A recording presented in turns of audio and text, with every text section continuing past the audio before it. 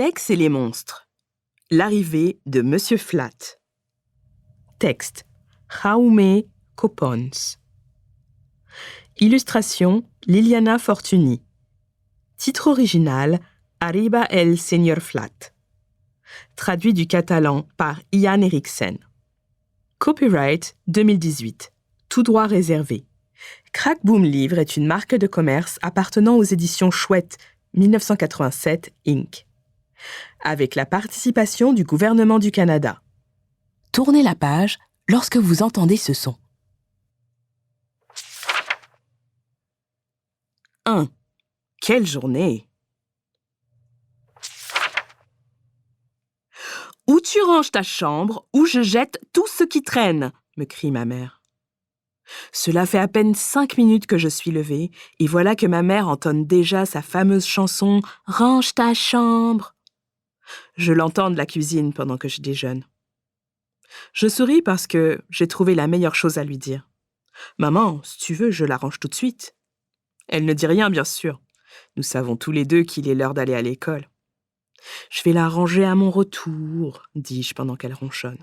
« Ranger ma chambre, moi, elle est déjà en ordre. »« Range ta chambre, fais-le pour moi, fais-le pour toi, fais-le par gentillesse, mais fais-moi la faveur de ranger ta chambre. »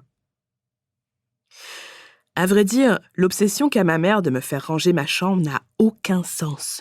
Dans les faits, ma chambre n'est pas autant en désordre qu'elle le dit. En tout cas, c'est mon impression.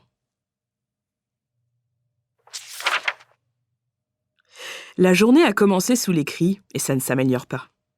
À peine 5 minutes après mon arrivée à l'école, je me rends compte que tous mes camarades de classe ont apporté un cartable bleu.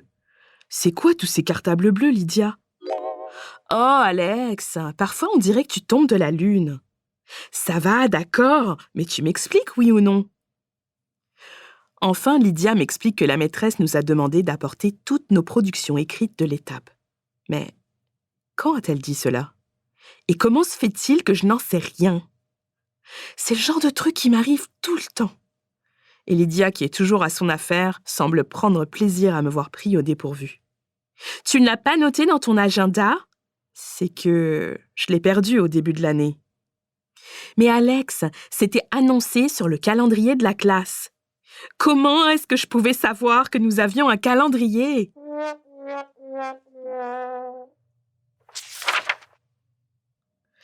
Je dois dire que le pire chez Lydia, ce n'est pas qu'elle soit une personne qui se réjouit des malheurs des autres, en particulier des miens. Le pire de tout, c'est que nous sommes voisins. Nous vivons non seulement dans le même édifice, mais aussi au même étage. Ça, c'est terrible, parce que chaque fois que Lydia croise ma mère, elle lui raconte tout. Tout ce que j'aurais dû faire et que je n'ai pas fait, et tout ce que j'aurais dû ne pas faire et que j'ai fait. Hier, Alex a oublié ses vêtements d'éducation physique. Ah bon? Lydia, tu n'avais pas des trucs à faire?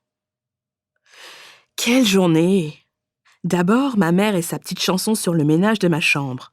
Ensuite, les productions écrites et Lydia. Mais ce n'est pas fini. 2 minutes plus tard, Emma, la bibliothécaire de l'école, arrive dans notre classe. Puis avant même qu'elle n'ouvre la bouche, je sais qu'elle veut me parler. La veille, j'ai joué à cache-cache pendant la récréation. Et je me suis cachée dans la bibliothèque. Quand mes amis sont entrés pour me chercher, je me suis sauvée avant qu'ils ne me voient. Et sans le vouloir, j'ai fait tomber des livres par terre. Je me suis dit que je reviendrais les ranger plus tard, mais j'ai oublié. Comme je le craignais, je dois accompagner Emma à la bibliothèque. Ça m'étonne de voir que les livres ont déjà été rangés. Je pensais qu'elle me forcerait à le faire moi-même, mais son esprit pervers a prévu une punition bien pire que cela. Les livres sont déjà à leur place, je peux partir?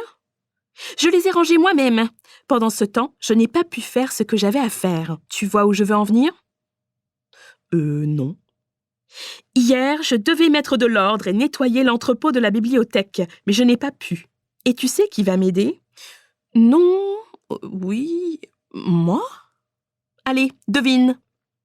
Préférerais-tu que je t'arrache les oreilles et que je les fasse frire avant de les manger, Alex? C'est ce que je ferais si jamais tu laisses encore traîner des livres par terre.